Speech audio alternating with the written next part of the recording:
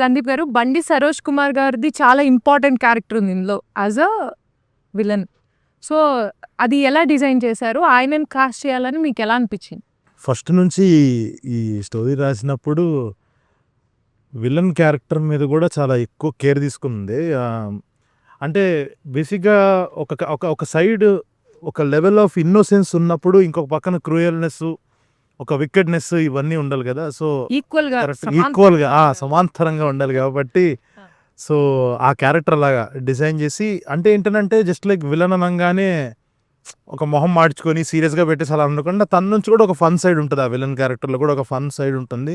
So ఈ character కోసం అని చెప్పేసి ఒక చాలా చాలా చాలా నెలలు వెతికాము. సో ఇంకా చాలా రోజుల తర్వాత సడన్గా నాకు యూట్యూబ్ హోమ్ పేజ్ పైన సూర్యాస్తమయం అనే ఒక సినిమా, తను చేసిన సినిమా, తనే డైరెక్ట్ చేసి తను యాక్ట్ చేసిన సినిమా అది ఒక థంబ్నెయిల్ కనిపించింది పోలీస్ లుక్లో. ఊరికే సడన్గా పెట్టి చూస్తే అసలు ఎగ్జాక్ట్ ఆ క్యారెక్టర్ కనిపించింది ఆయనలో.